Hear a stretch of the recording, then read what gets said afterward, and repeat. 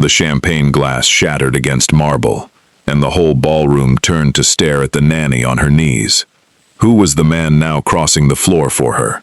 And why did his men look at each other like they'd never seen him do that before? Someone get the nanny a bigger dress. Maybe then she wouldn't knock things over. Everly Hayes's face burned, but she didn't look down.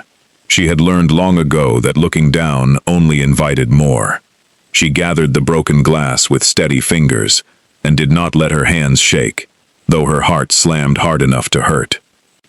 Across the room, Adrian Kane watched without expression, the way he watched everything.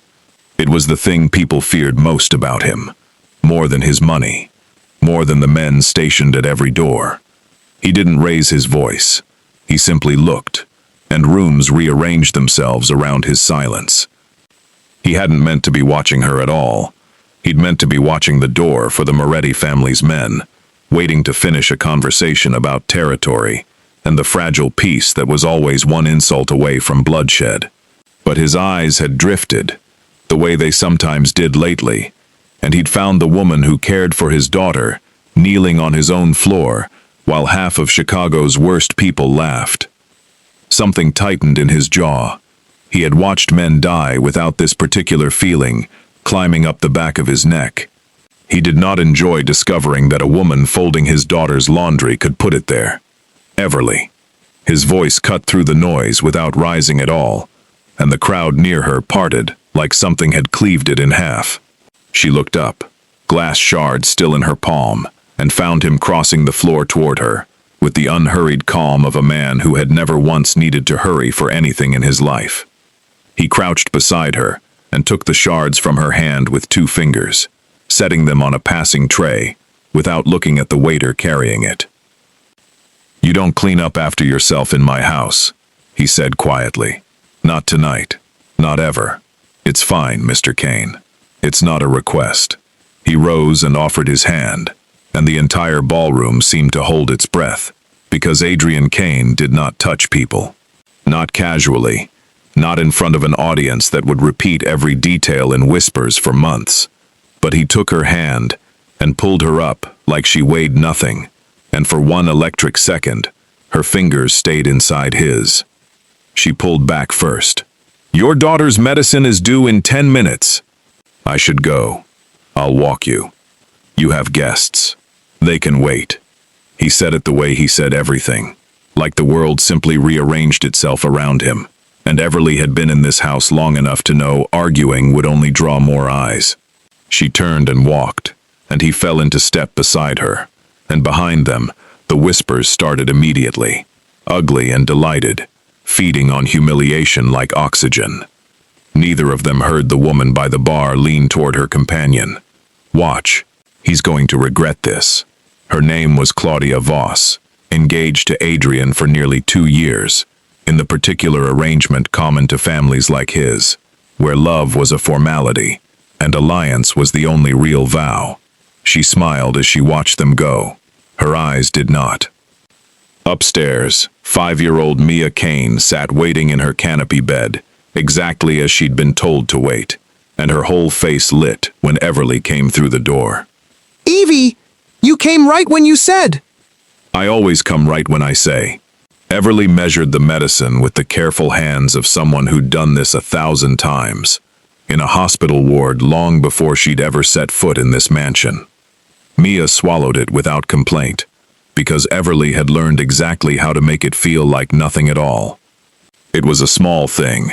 It was the thing that had first caught Adrian's attention months ago, watching from a doorway, as this overlooked woman coaxed his daughter through a fever, with more patience than any nurse his money had hired. He stood in that doorway now. "You didn't have to come up," Everly said without turning. "I can handle bedtime." "I know you can." "Then why are you here?" He didn't answer.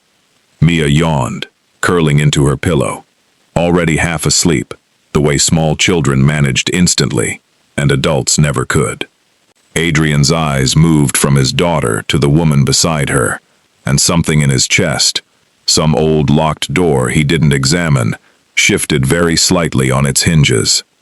Because down there, he said finally, quiet enough that only she could hear it.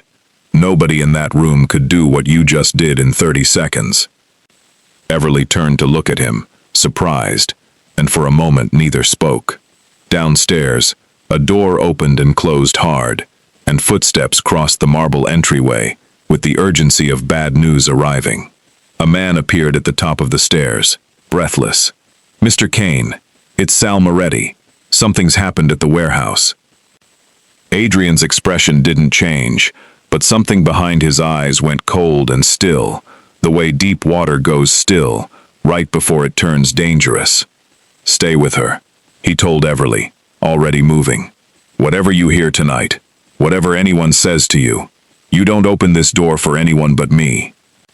He was gone before she could ask what that meant, and Everly stood alone in the soft lamplight of a sleeping child's room, her heart pounding with a fear she couldn't yet name, not knowing that somewhere below, a plan 3 weeks in motion was already closing around her like a fist. Everly barely slept, sitting in the armchair beside Mia's bed listening to the house murmur below her. Cars in the driveway, a man's voice cut off too fast. She didn't open the door. Adrian had told her not to, and in 8 months in this house, she'd learned his instructions were never decoration. By morning, the mansion felt different. Staff moved faster, spoke less. Rosa, the cook, caught her in the kitchen and murmured that 2 of Adrian's men had been hurt bad at a warehouse, hit by the Morettis. "You didn't hear that from me." Everly had learned, in 8 months in this house, to read the weather in Rosa's face better than any newspaper. This morning it was bad weather. She thought of the cars in the driveway at 2 a.m. The voice cut off mid-sentence, and did not ask any more questions Rosa clearly didn't want to answer in a kitchen full of nervous men. Everly carried Mia's tray upstairs and found Adrian already there, standing over his daughter's bed with a stiffness she hadn't seen on him before, a folded schedule in his hand. "You changed her morning," he said, without greeting. "Doctor's appointment moved to Thursday. Who authorized that?" "I did. Her checkup conflicted with her nap window, and she's cranky enough on good sleep. I called your assistant and confirmed it. You don't move appointments in this house without clearing it with me first. It's a pediatric appointment, Mr. Kane, not a business meeting." Her voice stayed even, but there was steel under it now. "I was hired to take care of her, not to ask permission for every decision a parent makes 100 times a day. If you want someone who checks with you before she picks a bandage, I'm not that person." For a moment, neither of them moved. Then something shifted in his face. Not quite apology, closer to recalibration. A man unused to being told no inside his own walls. "Clear it with me next time," he said finally. "Not because you need permission, because I need to know where she is. That I can do." He left without another word, and Everly stood there with her heart pounding, unsure if she'd just been reprimanded or, somehow, respected. She saw him differently after that morning, less as the cold shape the household whispered about, and more as a man circling something he didn't want to name. He started appearing in rooms she was already in, asking Mia's schedule in person instead of through his assistant, lingering a beat too long in doorways. Everly told herself it meant nothing. She had spent her whole life being the woman men were polite to and never curious about, and she didn't trust the difference now. Claudia Voss noticed it before Everly let herself believe it was real. "You're spending a great deal of time in my fiancé's company," Claudia said one afternoon, catching her in the hallway outside the nursery, voice pitched sweet and sharp at once. "For a nanny. I take care of his daughter. That requires being in his house. It requires being in his house. It doesn't require him walking you to her room himself." Claudia's smile didn't reach her eyes. "Adrian Kane doesn't fall for women who look like you, sweetheart. He tolerates you because you're useful. The moment you're not, you disappear. I'd remember that, if I were you." Everly had heard variations of that sentence her entire life, from different mouths, in different rooms, always delivered with the same practiced gentleness, that made cruelty sound like advice. Everly held her gaze without flinching, though the words landed exactly where they were meant to. Duly noted. She didn't tell Adrian about the exchange. She told herself it wasn't worth the trouble, though the truth was smaller and harder to admit even to herself. Some old, tired part of her half believed Claudia was right. That evening, walking past the east wing near the servants' staircase, she noticed a loose thread of black fabric caught on a side table corner, frayed in a way that suggested someone had moved through that hallway in a hurry, at an hour when no staff had reason to be there at all. The staff uniforms in this house were tailored, expensive, the kind of fabric that didn't fray on its own. Whoever had torn it had been moving fast, and moving fast in this house, after midnight, was not something anyone did without a reason worth hiding. She stood staring at it, an uneasy feeling crawling up her spine, and slipped it into her pocket without knowing yet what she'd found. She almost told Adrian about the thread that same week, standing outside his study door with it wrapped in a tissue in her pocket, her hand raised to knock. She stopped herself before her knuckles touched the wood. A scrap of fabric and an uneasy feeling weren't proof of anything, and men like Adrian Kane did not build empires by chasing bad feelings on a nanny's word. She decided to watch a little longer and keep the thread where she could find it again if it ever started to mean something. She learned the answer to that question faster than she wanted to.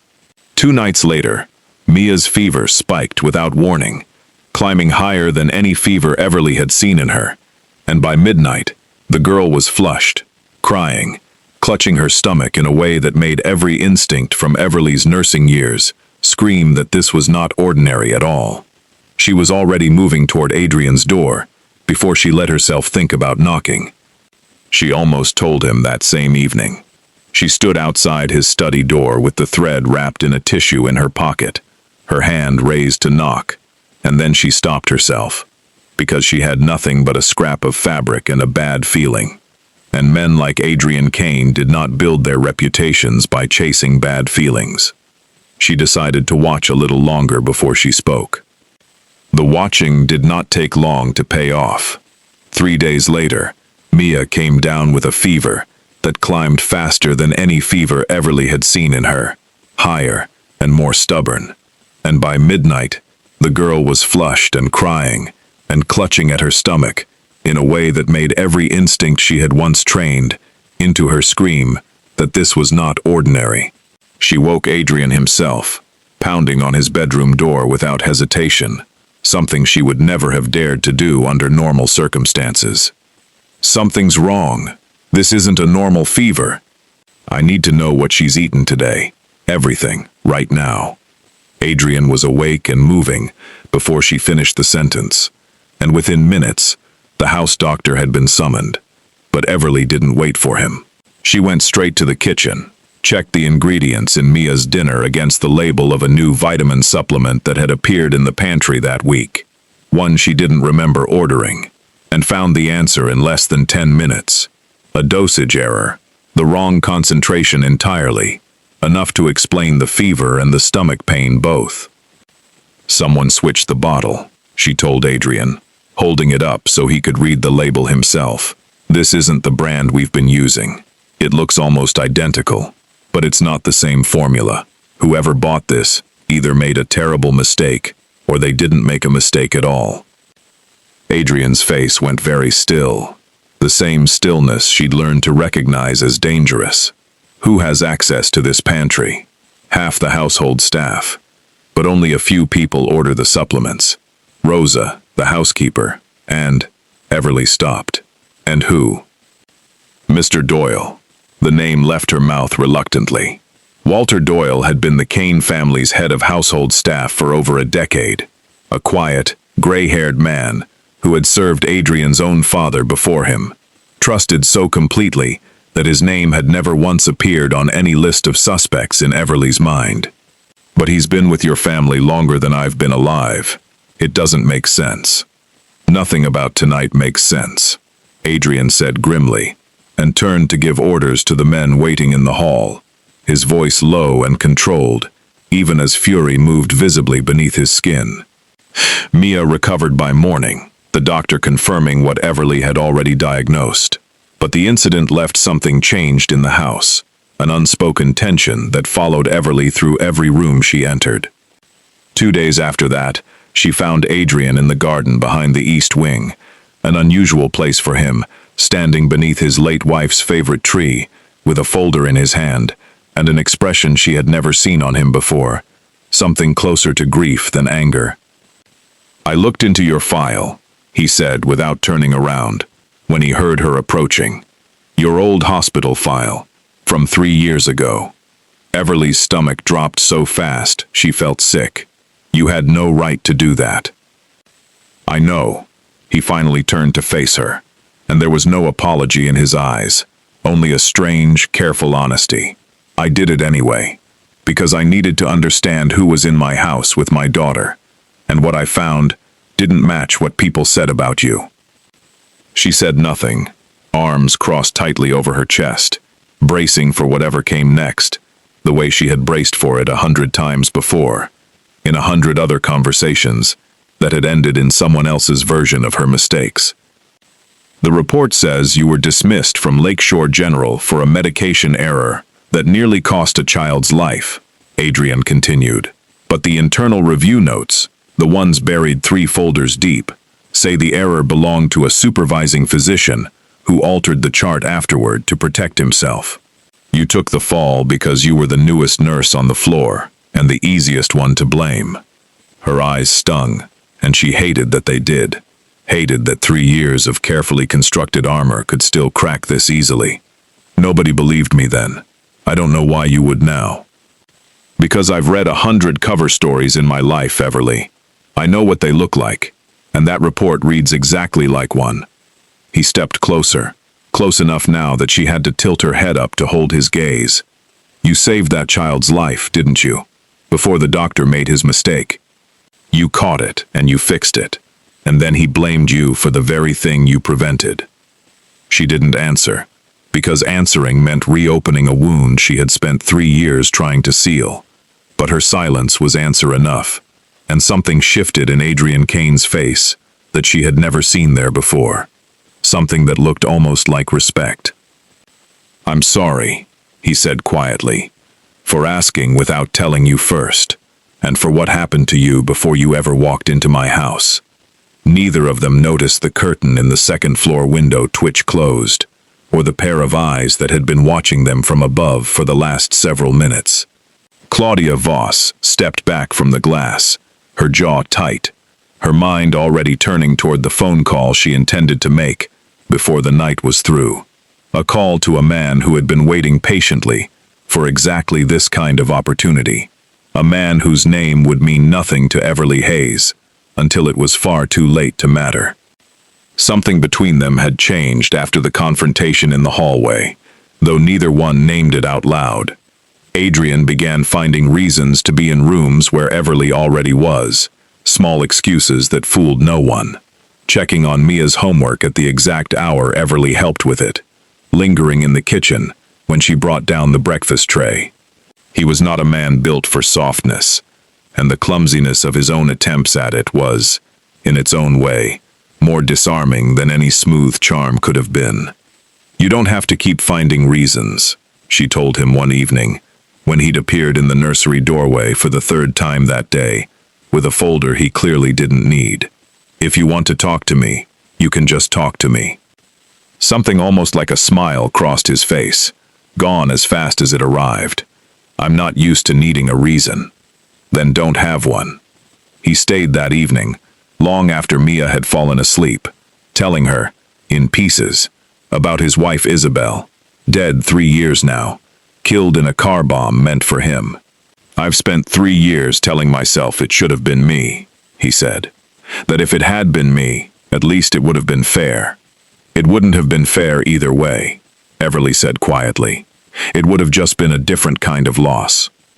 He looked at her with something raw and unguarded, and it was the closest either of them had come to admitting what had grown between them, until the pediatrician arrived the next afternoon for Mia's rescheduled checkup. a tall, easy-smiling man named Dr. Whitfield, who had known Mia since infancy, and greeted Everly with the familiar warmth of a colleague who respected her clinical judgment. He touched her elbow lightly, laughing at something she'd said, and Adrian, arriving in the hallway a moment later, went very still. "You didn't mention the doctor was an old friend," he said afterward, once Whitfield had gone, his voice too level to be casual. "He's not an old friend. I worked with him for 2 years before I came here. He treats Mia, that's all it is." That's not what it looked like. Everly turned to face him fully, something sharp rising in her chest. "What exactly did it look like, Mr. Kane?" "It looked like you were comfortable with him in a way you've never once been comfortable with me. Maybe because he's never once looked at me like I need to explain myself for existing in the same hallway as another man." The words came out harder than she intended, but she didn't take them back. "I know what this is. You don't trust easily. Fine. But don't stand there and make me feel small for having a life before I walked into your house, because I have had enough of that from everyone else in this family already." Adrian's jaw tightened, and for a moment, something dangerously close to Claudia's cruelty flickered behind his eyes, an old reflex of control he didn't seem to recognize in himself. "I wasn't trying to make you feel small. You did anyway." He didn't answer that, and the silence between them stretched long enough to hurt. He left without another word, and Everly stood alone in the hallway, furious at him, and, worse, furious at the small, humiliated part of herself that had wanted, just once, for a man to be jealous over her, instead of ashamed to be seen with her. It was Claudia who chose that fragile moment to insert herself back into the center of things, arriving unannounced with a story about wedding planning that fooled no one, least of all Adrian, who received her in the front parlor with visible impatience. Everly, passing the half-open door, caught only a fragment, Claudia's voice pitched just loud enough to carry. "I don't think it's appropriate for that woman to be spending so much time alone with you. People are talking. Look at her, Adrian. Do you really believe she understands what it means to move in circles like ours? She'll embarrass you. It's only a matter of time." Everly didn't wait to hear his answer. She walked away with her face hot, the humiliation and the earlier fight with Adrian tangling together into something heavier than either alone. She didn't know that Adrian had answered Claudia in a voice cold enough to end the conversation. "You don't get to speak about her that way in my house, not again." Nor did she know that Claudia, gathering her purse to leave, had already placed a call that morning to a man named Victor Reyes, a rival lieutenant with old grudges against the Kane family and a very specific use for a woman who could be made to look guilty of something she never did.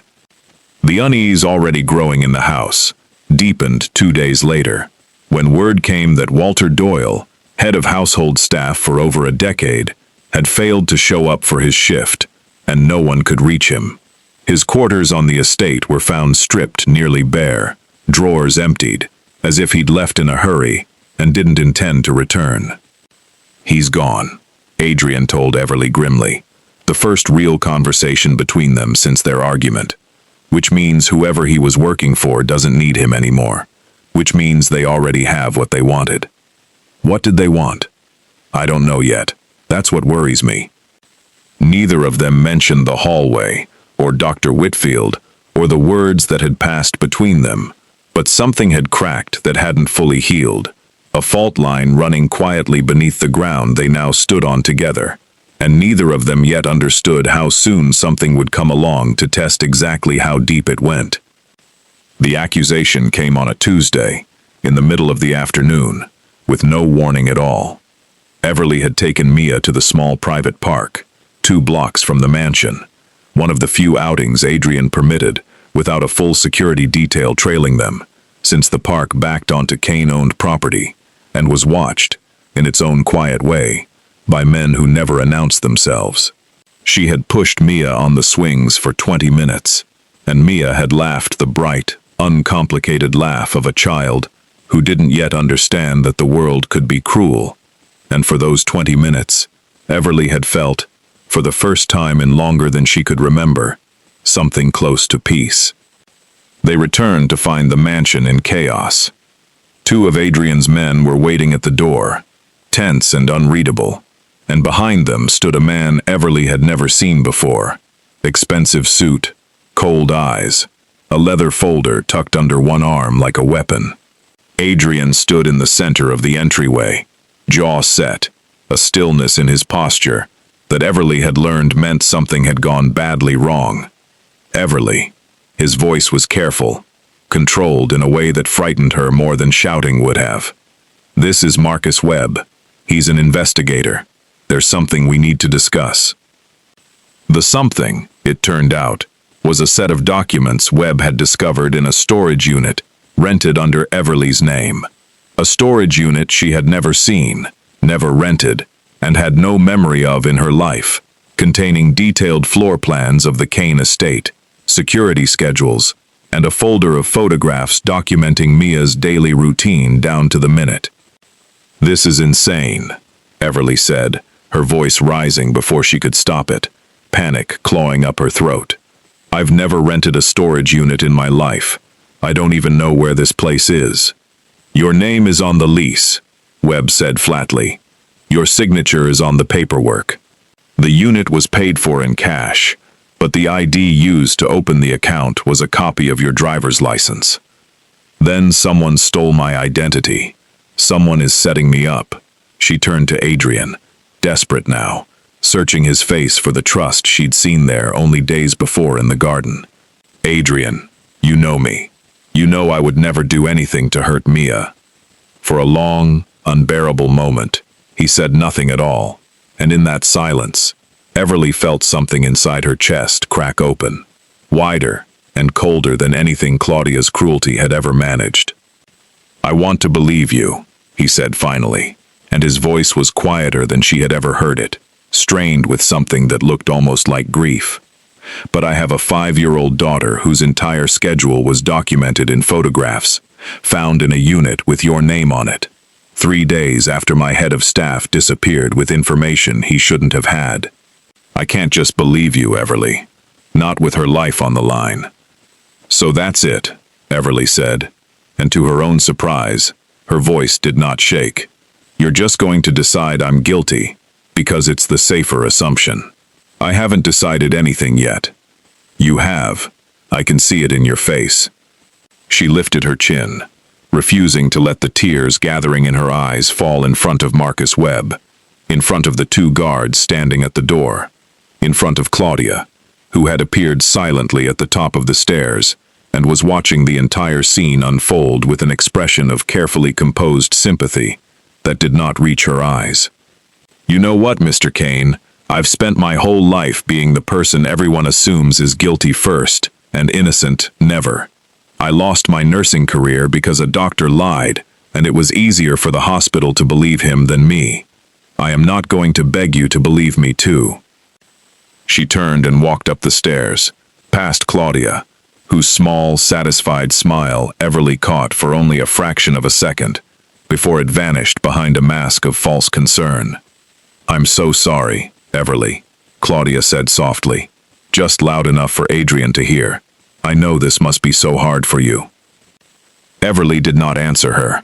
She went to her room, packed the single suitcase she had arrived with 8 months earlier, and sat on the edge of her bed, with her hands folded in her lap, waiting for whatever came next, refusing to cry until she was alone, with no one left to see it.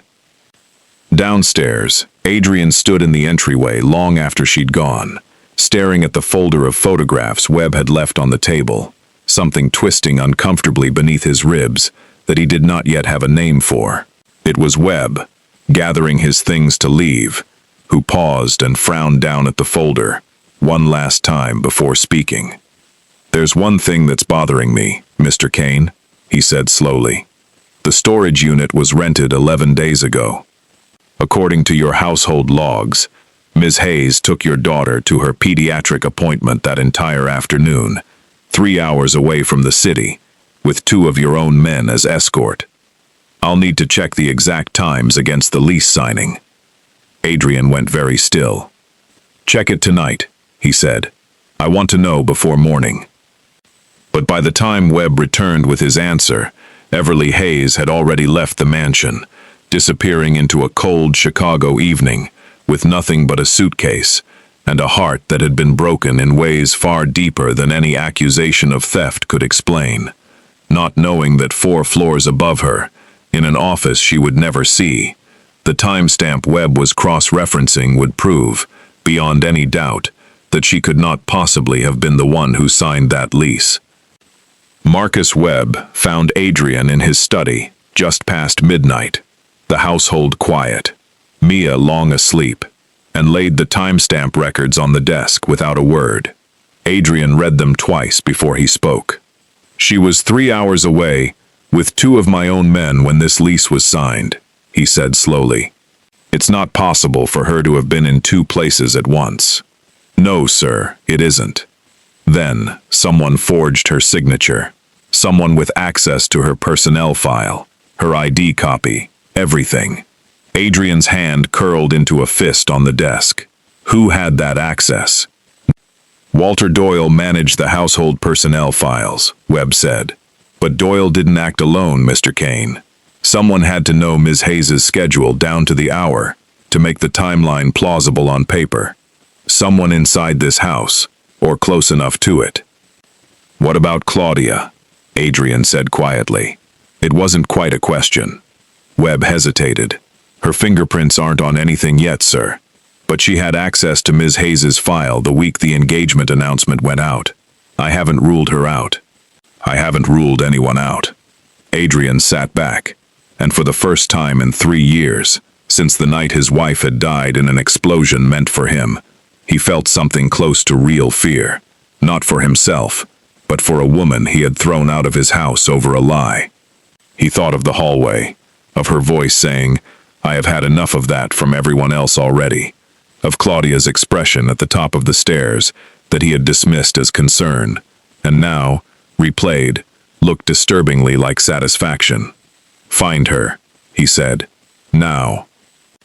Webb didn't move fast enough for Adrian's liking, and within minutes, 3 cars were already pulling out of the estate gates, men fanning out toward every motel and rented room within walking distance of the mansion.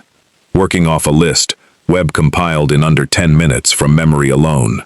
Adrian stood at the window of his study, watching the taillights disappear down the drive, and for the first time in 3 years, he understood, with total clarity, exactly how much he stood to lose if they didn't find her first.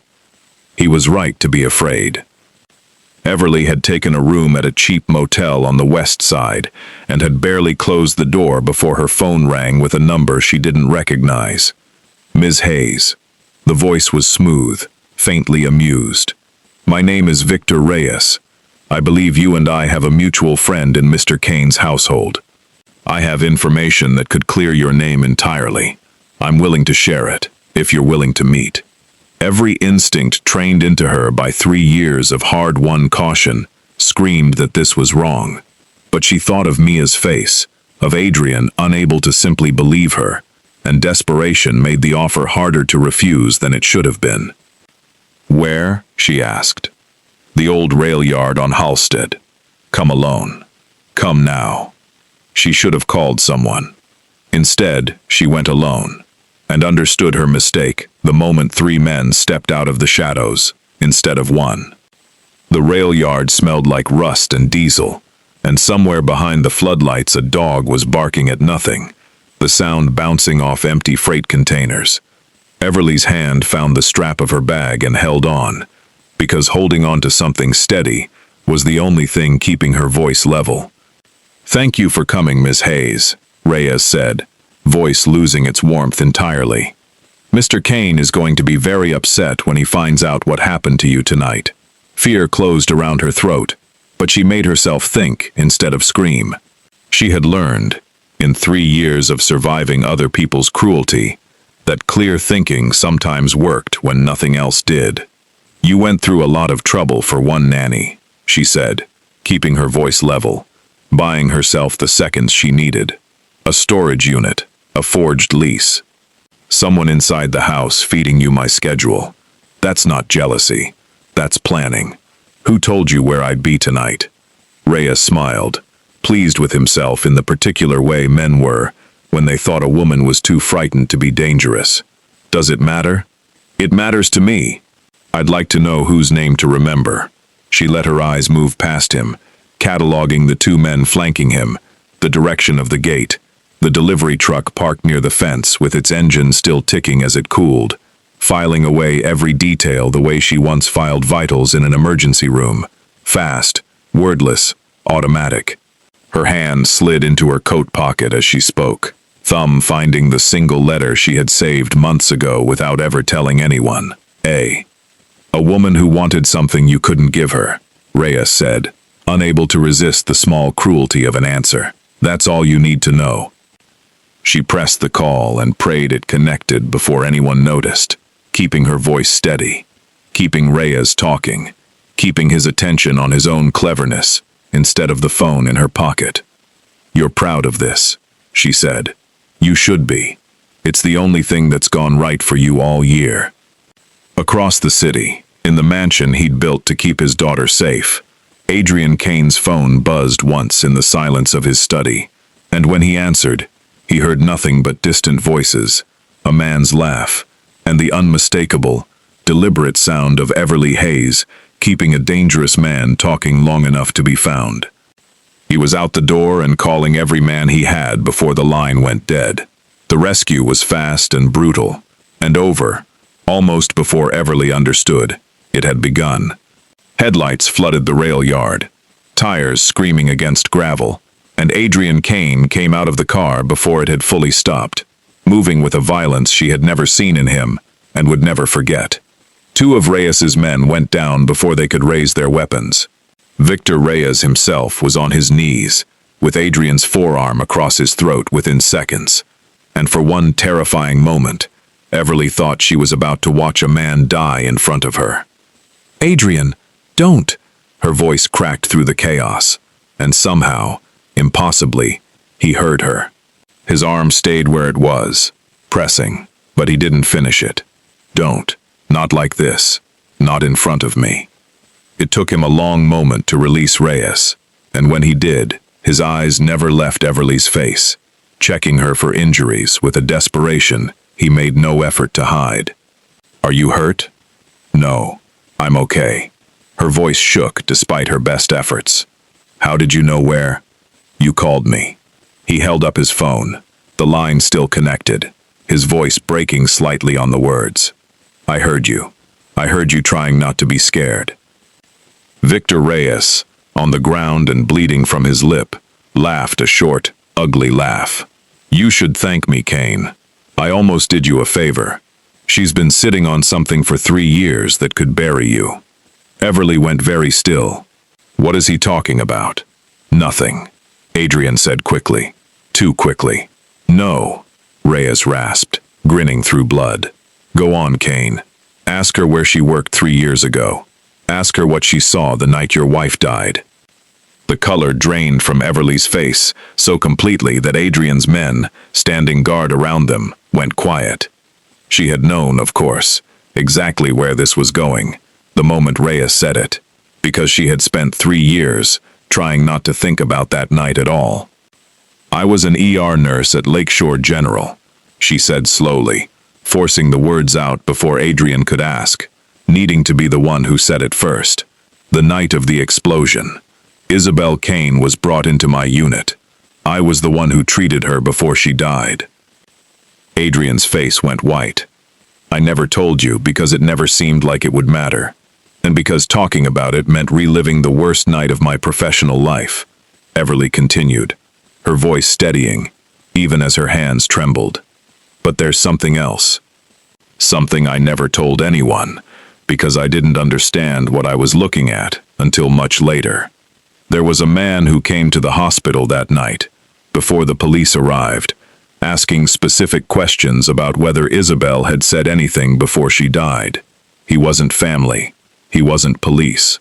I remember his face because it frightened me enough that I wrote a description in my personal notes afterward, just in case it ever mattered. She looked down at Victor Reyes, bleeding on the gravel, recognition dawning cold and absolute. "It was him," she said quietly. "He's the man who came to my hospital 3 years ago, asking if your wife said anything before she died." Adrian turned slowly toward Reyes, and something in his expression made even his own men take a half-step back. "You were there that night. You knew about the bomb before it happened." "I didn't plant it," Reyes said, though his voice had lost its earlier confidence. "I only needed to know it worked. Needed to know." She didn't say anything that would trace back to who ordered it. "Who ordered it?" Adrian repeated, low and lethal. Reyes said nothing further, but he didn't need to, because the answer arrived a different way entirely, in the form of Claudia Voss's name surfacing 20 minutes later, when Adrian's men searched Reyes's phone and found 3 years of messages between him and a woman who had, at the time of Isabel's death, been quietly positioning herself as Adrian's next fiancée, patient and calculating, waiting for the widow's grief to fade enough that a new arrangement could be proposed without suspicion. "She didn't just want the frame job on Everly," one of Adrian's lieutenants said grimly, scrolling through the messages. "She's been feeding Reyes information about this family for years, Mr. Kane, since before Isabel died." Adrian said nothing for a long moment, standing in the wreckage of a night that had just rewritten everything he believed about the last 3 years of his life. Then he turned to Everly, who stood shaking but upright in the cold, a woman who had unknowingly carried evidence of his wife's murder inside her memory for 3 years, without ever knowing its weight. "You could have told me any time," he said quietly. "Why didn't you?" "Because I didn't know what I knew," Everly said. "Not until tonight. Not until I heard his voice and saw his face again and understood what I'd been carrying." Adrian stepped closer, and for the first time since she'd known him, his composure broke entirely, something raw and grateful and furious, all at once moving across his face. "You saved information that could expose my wife's killer, and I threw you out of my house for a crime you never committed. You didn't know. I should have believed you anyway." Behind them, sirens approached in the distance, and Reyes, still on the ground, laughed weakly. "Doesn't matter now. Claudia's already gone.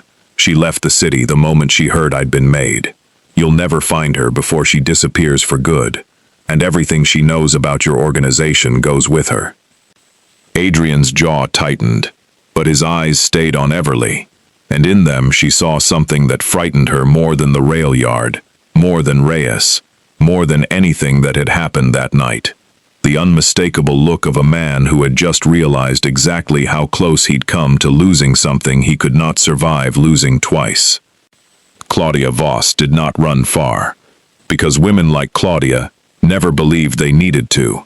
She had spent 3 years weaving herself so seamlessly into Adrian's world that she assumed, even now, she could reposition herself once more and let time erase what the rail yard had exposed. What she hadn't accounted for was how fast Adrian Kane could move, once given a name and a reason. By dawn, every door in the city that might have sheltered her had quietly closed. His men found her within 6 hours, holed up in a private apartment, paid for under a shell company she'd built years ago, as insurance against exactly this outcome. But Claudia hadn't survived 3 years inside a Mafia family's inner circle, by planning only one contingency.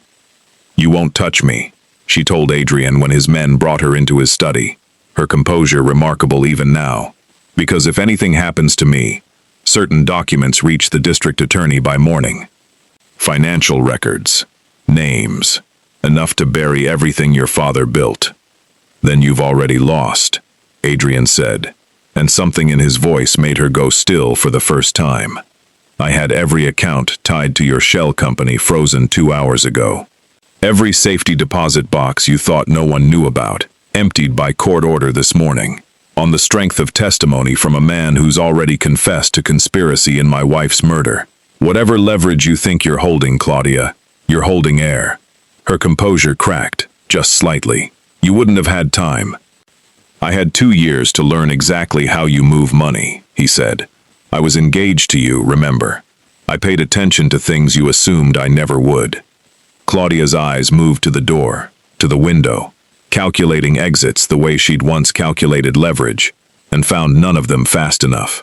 Two of Adrian's men stood between her and every way out of the room, and for the first time since Everly had known her, Claudia Voss looked like a woman running out of moves.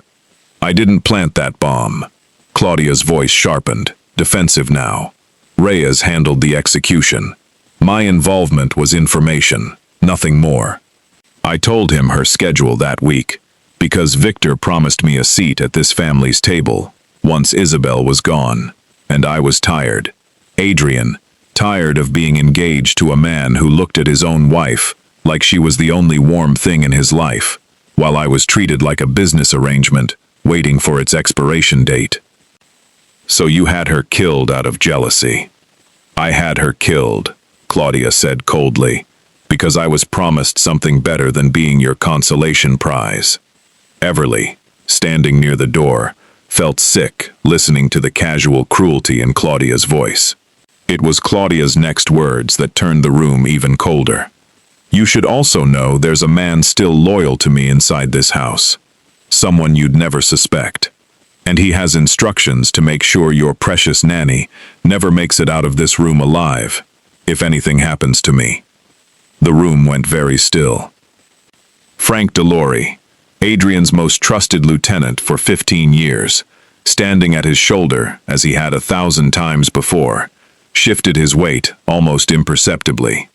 Everly, whose entire career had trained her to notice small physical tells, caught it instantly. "It's him," she said, before she could stop herself. "It's you, isn't it?" Frank moved fast for a man his size, a weapon appearing in his hand, aimed not at Adrian, but at Everly. Adrian threw himself between them without hesitation, and the shot tore through his shoulder instead, spinning him into the desk as Everly screamed his name, and Adrian's men swarmed Frank before he could fire again. "Adrian!" She was on her knees beside him instantly, hands pressing against the wound with trained, steady precision. Fear submerged beneath the discipline that had once made her the best nurse on her floor. "Stay with me. Stay awake. Look at me." "I'm fine," Adrian managed, though his face had gone gray. "You are not fine. You were just shot. Someone call an ambulance. Someone get me clean towels. He is losing blood too fast." Her voice cracked with something fierce, even as her hands stayed perfectly steady. Claudia watched, caught between horror and satisfaction, as Frank was dragged from the room, and Adrian Kane, the most feared man in Chicago, lay bleeding on his own study floor, with nothing standing between him and death, except the desperate hands of the woman he'd thrown out of his house days before. One of Adrian's men pressed a phone into Everly's free hand so she wouldn't have to move, and she barked directions at the dispatcher, without ever taking her eyes off Adrian's face, her voice steady even as the towel beneath her fingers went dark and heavy. "You'll lose him," Claudia said quietly, almost to herself. "And even if you don't, you'll never prove any of this happened the way it did." Everly did not look up from Adrian's face. "You're wrong. About all of it. You just told an entire room full of witnesses you ordered a murder, and every word of it was recorded, the moment my men walked you through that door. It was Adrian who said it, teeth gritted against the pain, his hand finding Everly's wrist. I told you. 2 years. I learn how people move. Adrian survived the ambulance ride, survived surgery, survived the 48 hours afterward, that the doctors had warned might not go well given the blood loss before help arrived. Everly stayed at the hospital the entire time, refusing to leave, despite Frank DeLaurie's men in custody, despite the danger technically having passed, because she found she could not make herself walk away from a room where Adrian Kane lay unconscious after taking a bullet meant for her. She was there when he woke. "You're still here," he said, voice rough with anesthesia, eyes finding her immediately in the chair beside his bed, as if he had known, even unconscious. exactly where to look. Where else would I be? You could have left, after everything. After I threw you out of my own house, on the word of a stranger's folder. His hand moved, slow and heavy, until it found hers on the edge of the bed. I wouldn't have blamed you. I thought about it, she admitted, for about 10 minutes, in that motel room, before Reyes called and everything got a lot more complicated than my own hurt feelings. She looked down at their hands together, his fingers curled loosely around hers. But you came for me anyway, when it mattered. You didn't hesitate. I should have believed you before it mattered. Yes, she said simply, because she had decided somewhere in the last 2 days that she would not spare him this, would not let gratitude soften the truth into something easier to live with. You should have, and I need you to understand that if this is going to be anything, Adrian, if we are going to be anything at all, you don't get to decide I'm guilty first and ask questions after. Not again. I have spent my whole life being the person people believe the worst about first. I won't spend the rest of it that way too. He was quiet for a long moment, studying her with an expression she had never seen on his face before. Something stripped bare of all the careful control he wore, like armor everywhere else in his life. I know, he said finally. I've known it since the moment I saw you kneeling on my ballroom floor, with people laughing at you, and you didn't cry, didn't apologize, didn't shrink. I threw you out anyway, because I was afraid, and being afraid made me stupid, in exactly the way I promised myself I would never be again after Isabel died. I told myself, trust gets people killed, but not trusting you almost got you killed instead. I don't want to make that mistake again, not with you. It was, for a man like Adrian Kane, as close to a confession as words could carry, and Everly understood it for exactly what it was. Claudia Voss's trial, when it came weeks later, was swift and thoroughly documented. The messages recovered from Reyes's phone leaving no room for the doubt she had once relied upon to protect her. She was convicted of conspiracy in Isabel Kane's murder, alongside Victor Reyes, both of them sentenced to decades behind bars, and the story broke across Chicago's papers with a speed that stunned even Adrian's own organization. The truth of Everly Hayes's innocence, laid out in exhausting, undeniable detail for every person who had once whispered about her in that ballroom. The gossip, once cruel, curdled into something closer to shame. The woman in the red gown who had laughed at Everly's shattered glass sent a card of apology that Everly never bothered to open. Frank DeLaurie, having betrayed the Kane family for money and a promise Claudia never intended to keep, faced consequences within the organization that no court would ever record, and Adrian never spoke of the details, only that Frank would trouble no one again. Rosa, the cook, cried openly when the truth came out, hugging Everly so hard she nearly knocked the wind from her. I always knew, Rosa said fiercely. I always knew you were good. I just wish I'd said it louder when it mattered.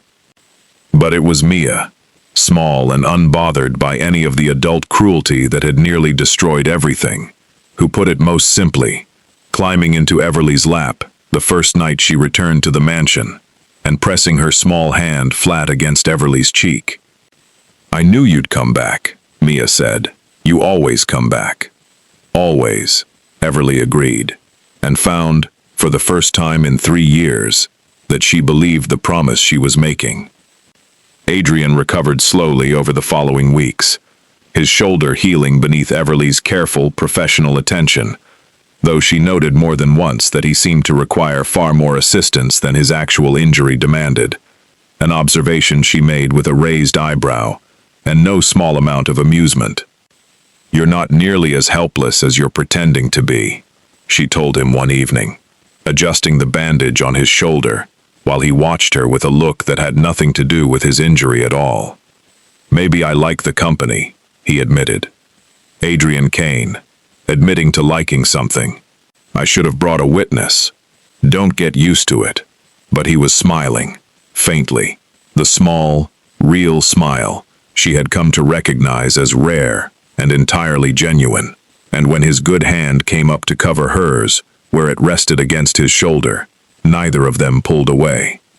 "There's something I want to ask you," he said quietly.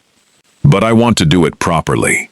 Not lying in a bed with a bullet wound, not in the middle of a crisis, not because gratitude is confusing itself for something deeper.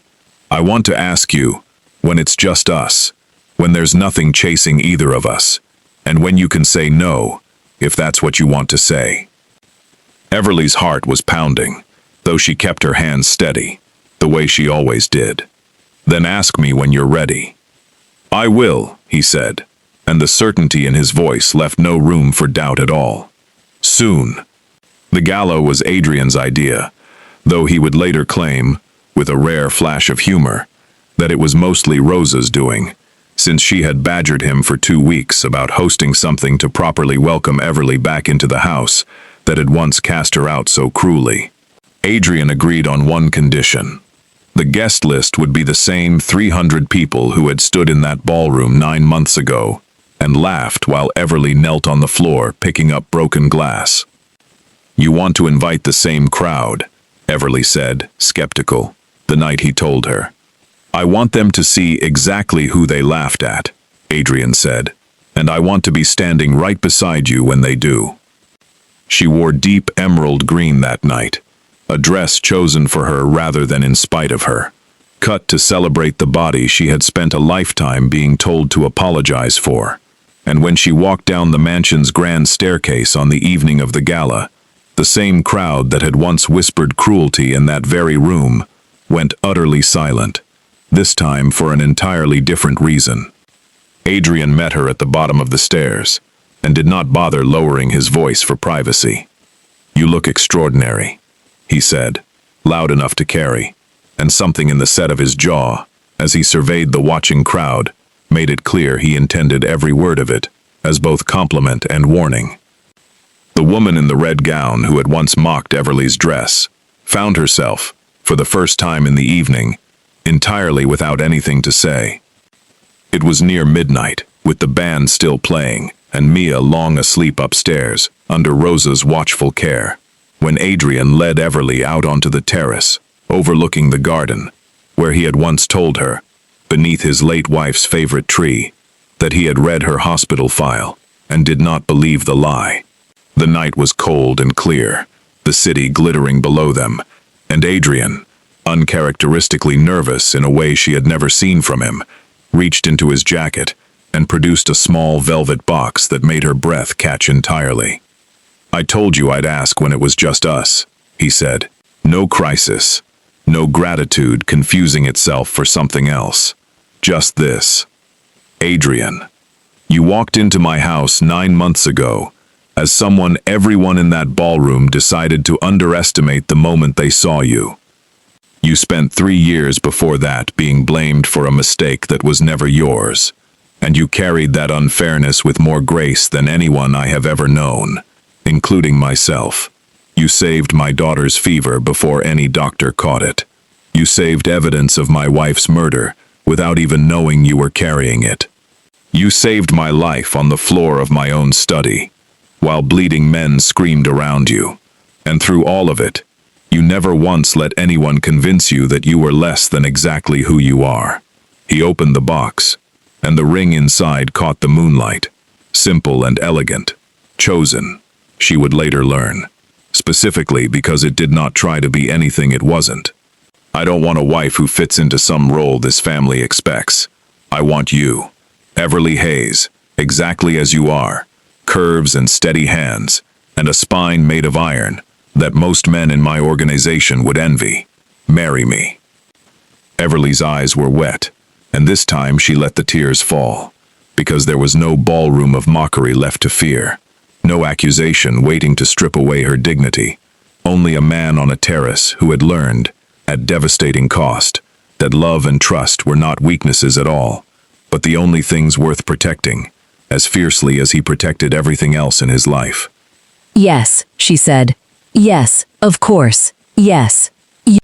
He kissed her then, finally, fully, the kind of kiss that had been building since a ballroom 9 months earlier, when he had crossed a crowded floor for a woman everyone else had dismissed. And behind them, unnoticed, Mia stood in the doorway in her pajamas, having snuck down the stairs to see what the noise was about, grinning with the pure, uncomplicated delight of a child who had wanted exactly this outcome from the very beginning. They married in the spring, in the same garden beneath Isabel's favorite tree, a gesture Adrian insisted upon and Everly understood completely, a way of honoring the past without being consumed by it. Rosa cried through the entire ceremony. Mia served as flower girl and took her duties with fierce, serious pride. And when Adrian Kane, the coldest, most feared man in Chicago, stood at that altar and watched Everly Hayes walk toward him in white, the entire assembled crowd, the very same people who had once laughed at her on a ballroom floor, watched a man who had built his life on control and distance become, unmistakably, undeniably, a man transformed by love rather than diminished by it. A year later, their daughter was born on a quiet autumn evening, and Adrian held his newborn with the same careful, fierce tenderness he had once reserved only for Mia, while Everly watched from the hospital bed, exhausted and radiant, thinking of the ballroom floor, the broken glass, the storage unit that wasn't hers, the rail yard, the bullet wound, and every moment in between that had led, improbably and completely, to this. "She has your eyes," Adrian said softly, looking down at their daughter. "She has your stubbornness," Everly replied. "I could already tell." He looked up at her then, the woman who had walked into his house, as someone the world had taught to expect nothing, and who had, in the end, taught him everything that mattered. "I used to believe power was the only thing that kept a man safe in this world," he said quietly. "I was wrong. You did more to protect this family than any weapon I've ever owned. You made me stronger by making me capable of loving something more than I feared losing it." Outside their window, Chicago glittered on into the night, indifferent to the empire built and rebuilt within those walls.